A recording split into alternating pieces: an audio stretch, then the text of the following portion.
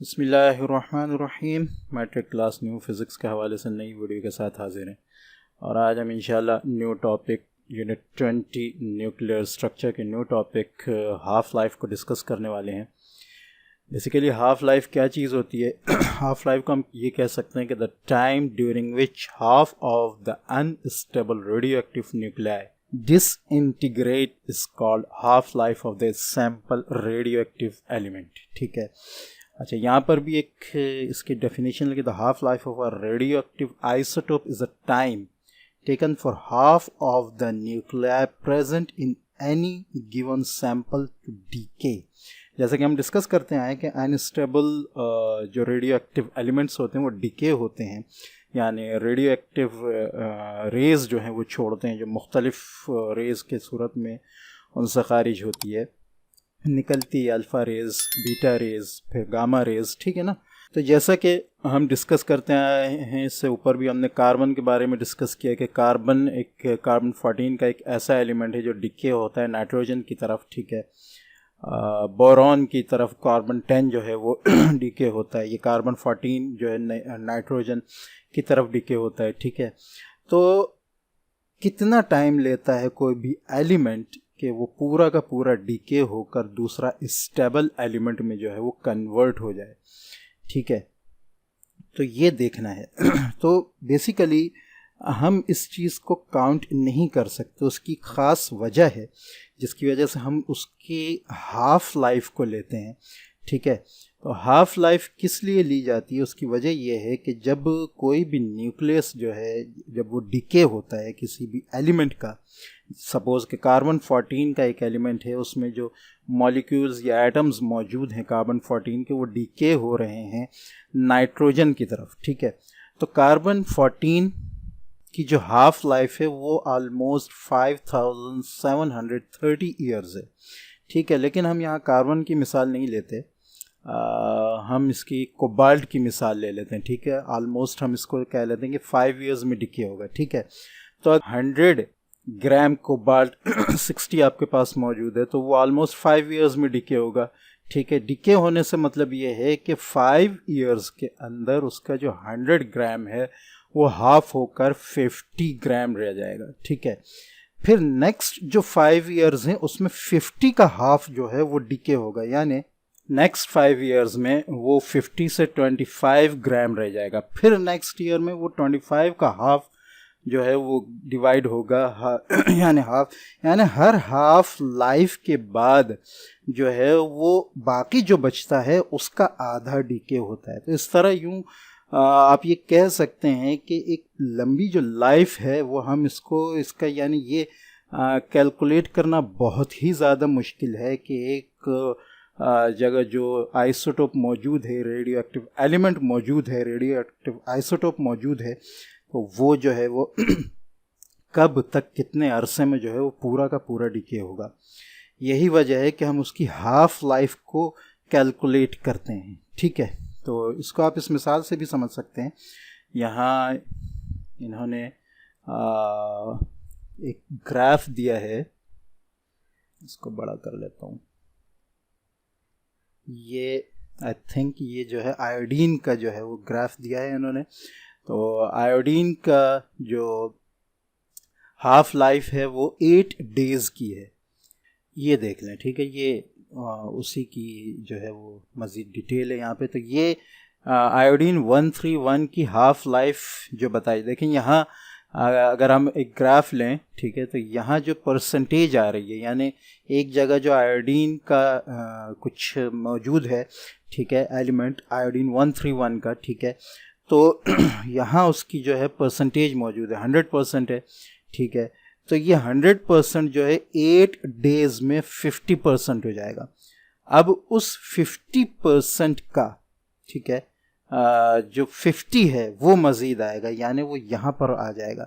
अब होना ये चाहिए था जैसे कि 50% जो है 8 डेज़ में हो तो 16 डेज़ में ये ख़त्म हो जाता, लेकिन ऐसा नहीं होगा, ये 25 तक आ जाएगा। ठीक है, यानी जितना बचता जाएगा उसका हाफ जो है वो ख़त्म होता जाएगा हाफ लाइफ में। ठीक है, तो 8 डेज़ इसकी हाफ लाइफ है, तो 8 डेज़ में ये पहली दफ़ा 50 हुआ, 16 डेज में 25% रह गया, 24 डेज में 12.5% रह गया, फिर 32 डेज में 6.25, फिर 40 डेज में 33.13, ठीक है, फिर 48 डेज में 1.15 1.56, 56 डेज में 0.78, 64 डेज में 0.37, 72 डेज में 0.20, 80 डेज में 0.10, और ये इसी तरह जाता रहेगा। ये पूरा जो है बहुत मुश्किल से बहुत आखिर में जाकर जो है ये पूरा का पूरा डिके होगा। बज़ाहिर हमें ऐसा लगता है कि 8 डेज़ इसकी हाफ़ लाइफ है तो 16 डेज़ में ये ख़त्म हो जाएगा, लेकिन नहीं, ऐसा नहीं होगा, बल्कि ये जो है आगे बहुत आगे डेज़ में, यहाँ देखें आप 80 में ये 0.10 तक आया है और उसके बाद भी ये मज़ीद डिके हो सकता है। तो हम हाफ़ लाइफ इसलिए लेते हैं किसी भी आइसोटोप की डिके होने की, किसी भी एलिमेंट के डिके होने की, उसकी वजह यह है कि हम उसकी पूरी लाइफ डिके होने की काउंट नहीं कर सकते। ये भी जो है आई थिंक कि ये भी जो है, बहरहाल इसमें कुछ नाम वगैरह नहीं दिया इन्होंने, लेकिन ये भी एक आइसोटोप की डिकेइंग उन्होंने परसेंटेज बताई है। तो ये इतने दिन में इतना सारा निकल गया, लेकिन इसके बाद फिर ये इसका आधा निकलेगा, फिर इसका आधा निकलेगा, यूं जाएगा, ठीक है। तो अब आप अगर समझें तो half life of radio active isotope, एक आइसोटोप की हाफ लाइफ क्या चीज़ होती है? वो टाइम होता है जो वो लेता है अपने न्यूक्लियाई में, अपने न्यूक्लियस में जो एलिमेंट्स, जो उसके डिकेइंग एटम्स मौजूद हैं, न्यूक्लियस मौजूद हैं, वो हाफ ऑफ द न्यूक्लियाई जो है वो डीके हो जाते हैं उस टाइम में, वो हाफ लाइफ कहलाती है, ठीक है। तो यही बात यहाँ पे बताई गई है। The radio active decay process in random is random, ये एक रैंडम प्रोसेस है, ठीक है, यानी हम इसका सही अंदाज़ा नहीं लगा सकते हैं। The rate of radio active decay is proportional to the number of unstable nuclei present. जितने ज़्यादा न्यूक्लियाई अनस्टेबल प्रेजेंट होंगे उतना तेज़ी से ये काम करेगा। तो इसका मतलब ये है कि जितने कम मौजूद होंगे उतनी स्लोली से ये काम करेगा, ठीक है। In the decay process a constant fraction of many unstable radio active nuclei डिसइंटीग्रेट्स at a certain time. एक ख़ास वक्त में जो है एक कांस्टेंट फ्रैक्शन, एक कुछ हिस्सा जो है अनस्टेबल रेडियो एक्टिव न्यूक्लियाई का, वो जो है वो डिसइंटीग्रेट हो जाता है, निकल जाता है, डिके हो जाता है। The life span of the unstable nuclei is indefinite. इसको हम काउंट नहीं कर सकते, क्योंकि जितने न्यूक्लियाई निकलते जाते हैं उतना ये प्रोसेस स्लो होता जाता है and is challenging to measure. इसको मेजर करना बहुत मुश्किल है। You can think of about decay rate by another term half life. हम इसको एक दूसरे टर्म से जो है अंदाज़ा लगाते हैं जिसको हम हाफ लाइफ कहते हैं, ठीक है। और आगे मिसाल इन्होंने आयोडीन 131 की ही दी है। आयोडीन 131 आइसोटोप जो है उसकी हाफ लाइफ 8 डेज़ की होती है, लेकिन 8 डेज़ से हमने ग्राफ में देखा कि वो कितना आगे चला जाता है, ठीक है। Every radio active element has its own half life. हर रेडियो एक्टिव एलिमेंट की अपनी एक हाफ लाइफ होती है, ठीक है।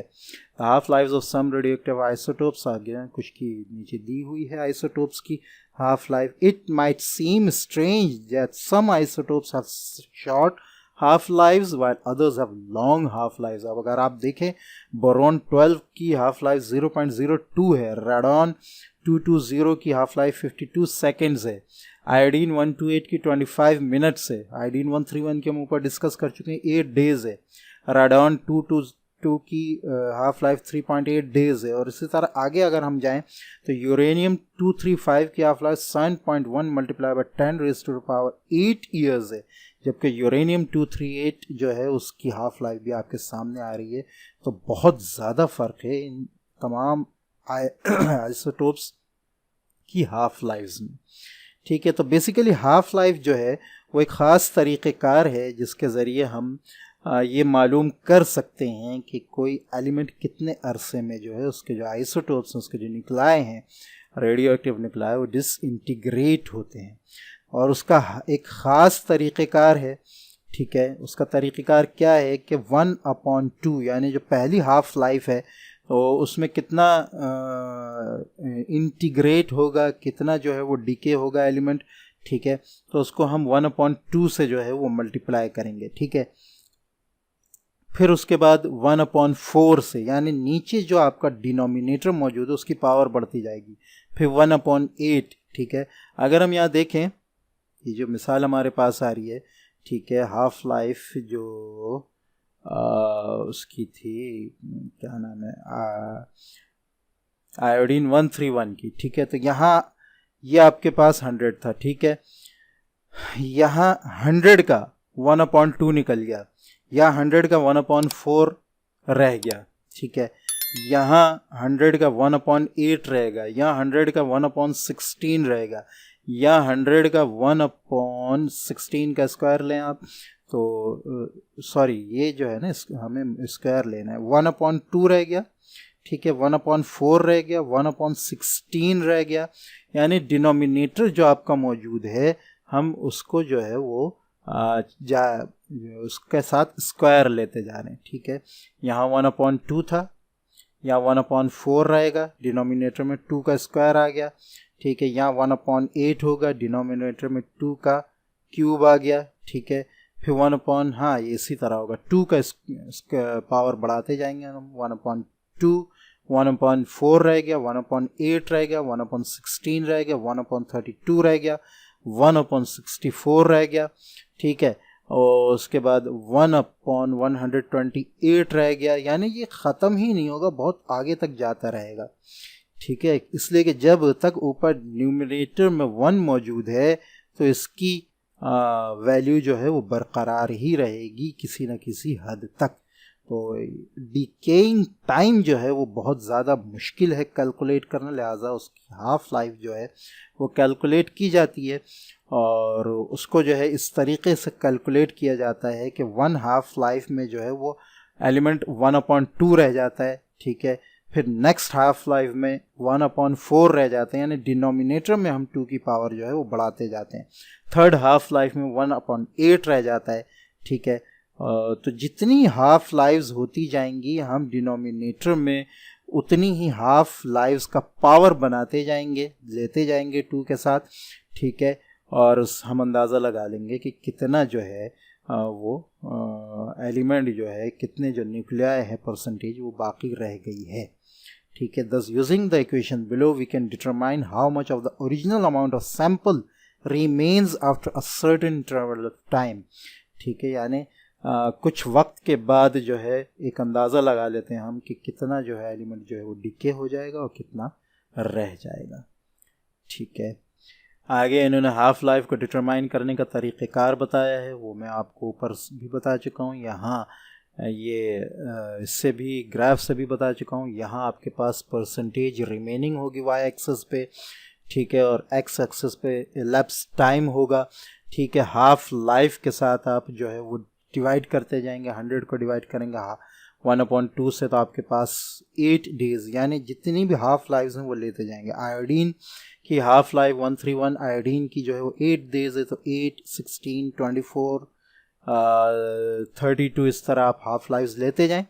ठीक है, और यहाँ आप मल्टीप्लाई करते जाएं, इधर इस हाफ लाइफ पे आप मल्टीप्लाई करेंगे 100 से 1/2 को, तो आपके पास वैल्यू आ जाएगी। इस हाफ लाइफ पे आप डिवाइड करेंगे 100 को 1/4 से, तो आपके पास वैल्यू आ जाएगी। इस हाफ लाइफ पे आप डिवाइड करेंगे 1/8 से, इस हाफ लाइफ को 1/16 से, और फिर एक अंदाज़न एक कर्व बनाएंगे।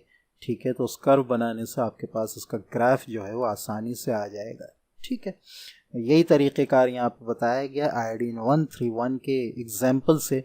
ये इसके बारे में मैंने बताया कि ये डिके होता है, बीटा पार्टिकल्स इसमें डिके होते हैं और ये जेनॉन 131 में जो है वो कन्वर्ट हो जाता है। नेक्स्ट जो हमारा टॉपिक है वो कार्बन डेटिंग है जिसको हम रेडियो एक्टिव डेटिंग भी कहते हैं। कार्बन डेटिंग ख़ास कहना चाहिए कि टाइम का अंदाज़ा लगाने का तरीक़ेकार है जानदार, यानी उन जानदार के जो कि मर गए हैं, ख़त्म हो गए हैं। ठीक है, कि वो कितने अरसे पहले मरे थे, इस चीज़ का अंदाज़ा लगाने के लिए। ठीक है, तो इसको हम कार्बन डेटिंग कहते हैं।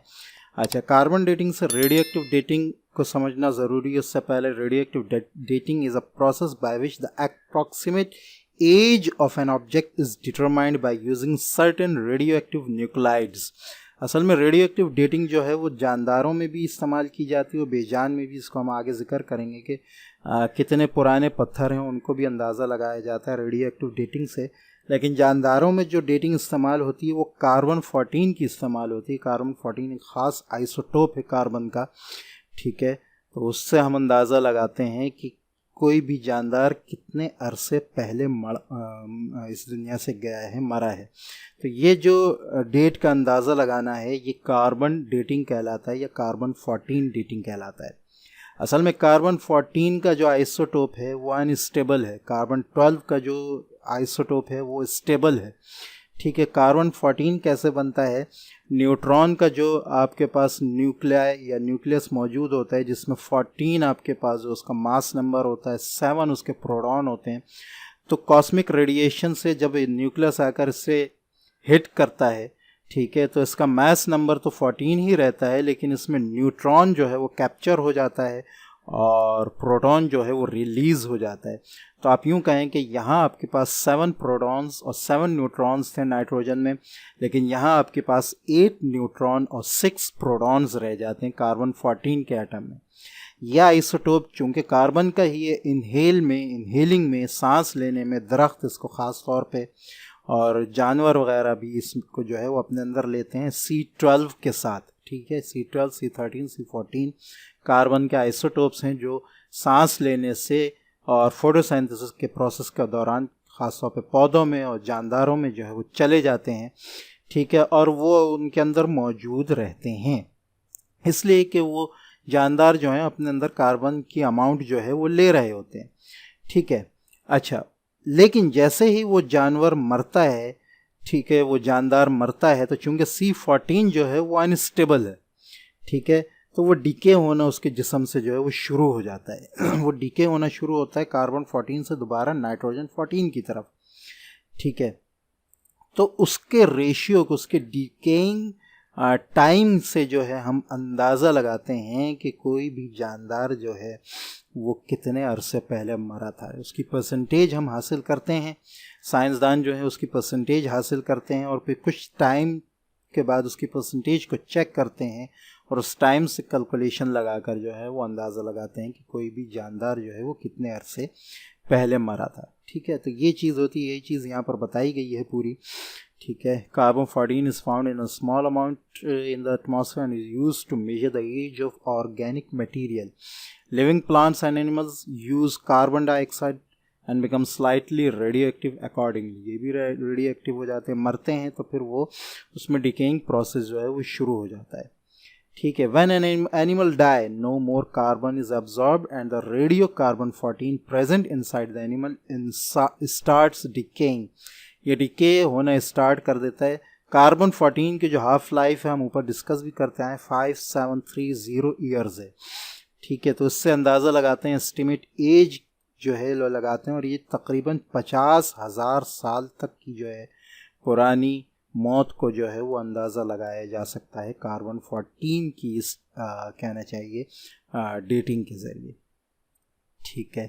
तो ये है असल में कार्बन 14 का प्रोसेस, ठीक है, कि जो जानवर या जो जानदार मर जाता है उसके अंदर मौजूद जो कार्बन 14 का जो कहना चाहिए कि आइसोटोप होता है उसकी डिकेइंग स्पीड से, डिकेइंग परसेंटेज से जो है वो अंदाज़ा लगाया जाता है कि इससे पहले कितना कार्बन जो है 14 डिके हो चुका है। तो उससे इतना अंदाज़ा हो जाता है कि ये जानवर या ये जानदार कितने अरसे पहले मरा था, ठीक है।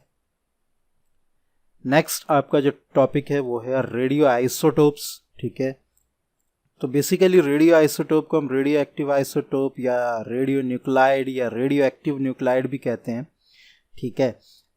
तो बेसिकली ये होता है क्या है, होता ये है कि एक ही एलिमेंट के डिफरेंट मैसेस वाले जो कहना चाहिए एटम होते हैं या न्यूक्लियस होते हैं उनको रेडियो आइसोटोप कहते हैं, ठीक है।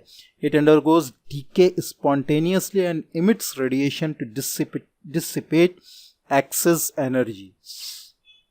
तो ये जो ज़्यादा मैस वाले जो आइसोटोप होते हैं ये डीके प्रोसेस से गुजरते हैं और उसके साथ साथ रेडिएशन जो है वो इमिट करते हैं, वही प्रोसेस होते हैं रेडिएशन का, और एनर्जी भी जो है वो रिलीज़ करते हैं, ठीक है। We have learn that every element has one और मोर आइसोटोप्स, हर एलिमेंट के ज़्यादा आइसोटोप होते हैं, वन या उससे भी ज़्यादा, ठीक है। The lightest element carbon, hydrogen, इसके भी 3 आइसोटोप्स हम डिस्कस करते हैं, प्रोटियम, ड्यूट्रियम, ट्रिटियम, ठीक है। ट्रिटियम जो है वो अनस्टेबल है, ठीक है। However it is a radio active isotope undergoes nuclear decay, तो ये भी रेडियो एक्टिव आइसोटोप है और ये जो है डिके होकर कन्वर्ट होता है दूसरे आइसोटोप में, ठीक है। The stable and non radio active elements can also be transmuted.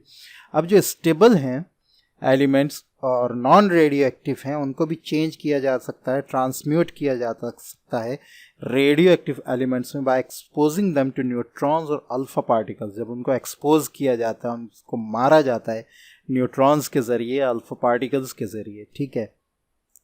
Such artificially produced radioactive elements are also called radioisotopes। ऐसे जो आर्टिफिशियली क्रिएट किए जाते हैं रेडियोएक्टिव एलिमेंट्स उनको भी जो है रेडियो आइसोटोप्स कहा जाता है, ठीक है। तो यहाँ मिसाल दी है, सल्फ़र न्यूक्लाइड जो है वो एक स्टेबल, सल्फ़र का जो न्यूक्लाइड है वो एक स्टेबल कहना चाहिए कि न्यूक्लियस है, उसको कन्वर्ट किया जाता है फॉस्फोरस में, ठीक है।